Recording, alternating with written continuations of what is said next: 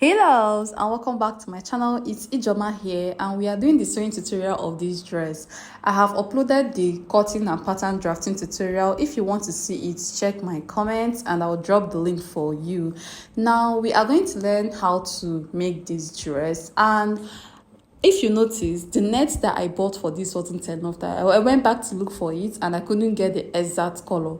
If you want this dress to be very full, you should use nothing less than 12 yards if you want it to be full. At the end of the day, I used up to 14 yards.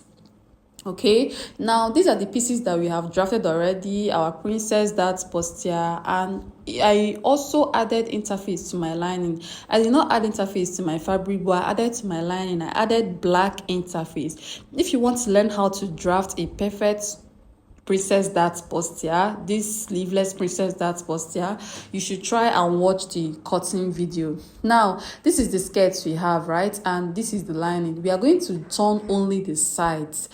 Do not turn the top or the down part of that skirt. Then this is the back. I'll also place the lining on the back part of this skirt, on the back pieces, and I will turn just the sides of this skirt. Do not turn the top, do not turn the down. Now this is the lining pieces for the back princess dart, and I added interface to all of them. It is a black interface, so you may not notice. Now I am done turning the side pieces of my basket. I'll close the zipper allowance.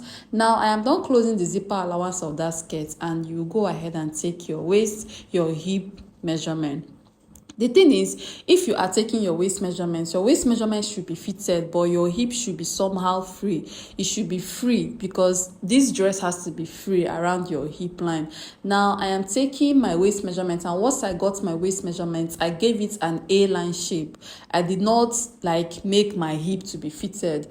Now, I am done joining all the princess darts pieces. What I'm going to do is to turn the neckline, the armhole, and the sides. Then this is a sleeveless dress. Okay, I am trying to retrim the armhole first of all before closing the armhole. I want the armhole of the lining and the fabric to be equal, because once you close this, you have closed it.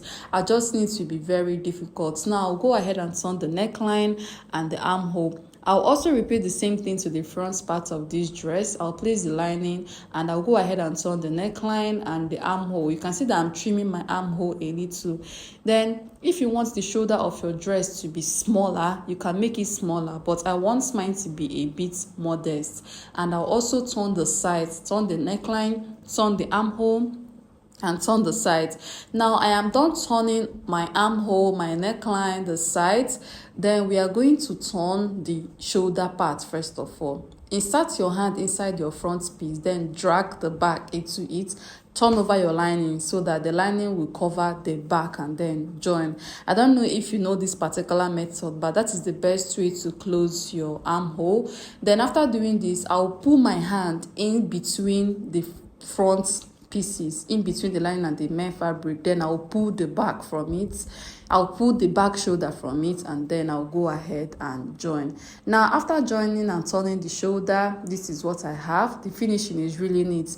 The next thing is to close my zipper allowance. So my zipper allowance is just small. It is remaining just small.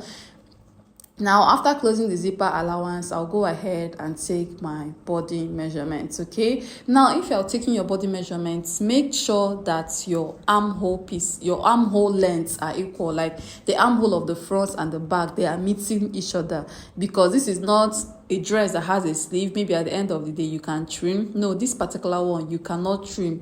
Once you are done closing, you are done closing. If you want to trim it, you may have to start all over and it will be difficult for you. So make sure that the two of them are equal before you start joining. Okay, now I'll go ahead and take my body measurements and I'll shape. Now after shaping, this is what I have, and I told you guys that I did not pad this dress, but it fitted perfectly. If you check my pattern drafting, you will learn how to make this dress without padding it, and it will fit very well.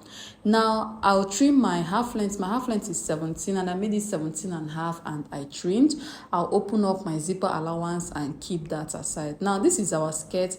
I'll trim the waistline of our skirt. Now after trimming the waistline of this skirt, I will determine where I want this gather, like the highest part of the gather. You know that gather has this scallop neckline, so find your hip line. My hip is 27 2 inches above it is 25, so I came up by 2 inches and I marked a straight line. The highest part of my gathers will be 2 inches above my hip line. Then from that 2 inches, come down by 5 inches. So it will go up and come down by 5 inches. It will go up and come down by 5 inches. So from your hip line, go up by 2. So from that 2 you marked, come down by 5. And you can see the 2 lines that I marked. After marking these 2 lines, I will start giving this skirt my scallop shape, like the U or M shape, whatsoever you choose to call it. So find the midpoints of this skirt, like the center of this skirt, then you start drawing. This also depends on how many scallops or how many U or up and down you want to have. It depends on how many you want to have. You can decide to make it 2, you can decide to make it 4. For me, I made mine 4. I made mine 5, 2 at the front, 2 at the back, and 2 at the side. So I had 6 shapes. So now after doing that, I'll start cutting, and as you are cutting, you'll be giving it half an inch allowance. You'll be giving it half an inch allowance, because that half an inch that you are leaving there is the allowance that you are going to use to join your net to this. Okay, now after trimming this, you open up your zipper allowance. You will have to open up your zipper allowance. If you open up your zipper allowance, you will run a stitch to hold down your lining and your fabric together before you continue doing anything else. Okay, now this is the net that I'm using. At first I bought 8 yards, but like I said, the 8 yards did not give me the fullness that I wanted. I like it when my dress is full anytime I want to make gathers. Okay, the 8 yards wasn't enough, and I had to go and buy extra 4 yards to complete it. And when I went there, I couldn't get the color that I wanted. Now I'll open up the zipper allowance and I will close this scallop shape. First of all, I hope you can see what I am doing right there. So you run a stitch to hold your lining and your main fabric together. This will help give you a neat finishing if you are sewing. Okay, now after doing this, you start fixing your gathers. And the gathers, for now, the net is still a straight cut net. Yes, so just leave your straight cut net like that and you start making your gathers. After making your gathers, you can go ahead and trim. You can decide to trim it on your table, or you can decide to trim it on your client's body. So you can see what I'm doing right now. I have started making my gathers. Just follow the half an inch line you did there. You will go up, you will come down, you will go up, you will come down. And after making this, I'll show you guys the fullness that I have. So this is what it should look like if you flip it. Also, you can decide to double your net. Like, you can decide to make your net 2 steps instead of 1 step. You can decide to make it 2 steps. Okay, now I'm trying to show you what you should do if you want your net to be 2 layers. So what you're going to do is that you will pick 2 nets, hold them together, and then you'll be gathering them together. Making it double will make it thicker and fuller and all that. But if you are using a strong net, you can choose to make it single. Strong nets will always stand, but this particular net that I'm using right here is a soft net. So if you're using a soft net, you can double. If you are using a hard net, you can make it single. But as you are doing this, make sure that you are charging your client, because this dress may take a lot of your time. Okay, now the next thing that I'm going to do right now is to flip it so that you can see what I have right there. I'm flipping it right now and you can see how full this net is, and this is the double layer.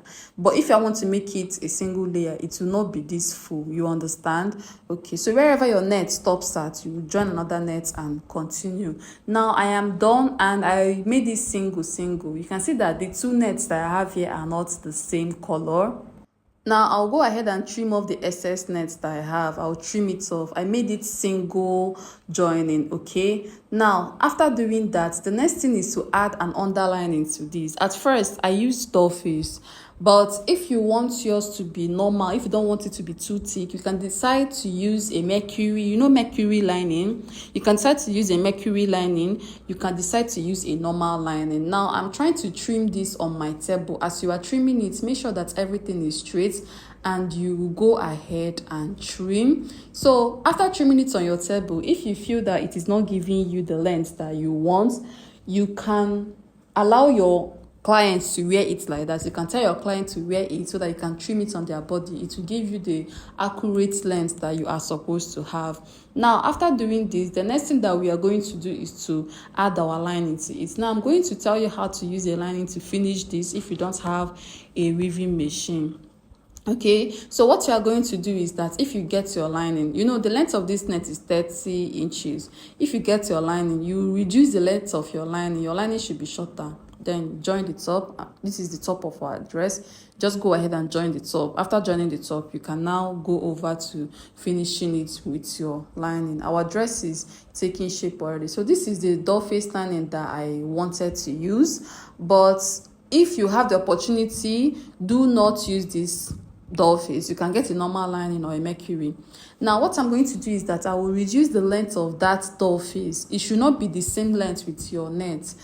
It should be like 6 inches shorter than your net or 5 inches shorter than the length of your net. So right now I'll go ahead and reduce the length of this particular doll face lining that I have here. I'll reduce it by like 6 inches.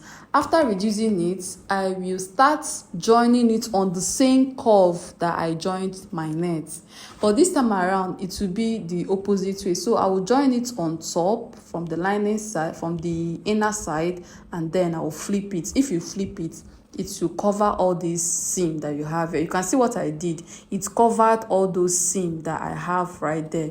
You go ahead and gather it around the curve, and then you will flip. After flipping it, the inside will look neat. Now you close your zipper allowance. After closing your zipper allowance, you go ahead and add your zipper. You can see how neat those inner curve look. If you want to weave it, you can weave it, but adding your line in this way will help you reduce the rough look. Okay, this is what we have at the end of the day. So if you want to register for our online classes, do send me a DM. I will drop my WhatsApp number in the comment section. Send us a DM and we will direct you on how to register. Please do not forget to subscribe to our channel and also click on the notification bell. Clicking on the notification bell will allow you get notifications anytime I upload a new video. Okay, and also give this video a thumbs up so that more people can watch this. Thank you all so much, and see you all in my next video. Bye.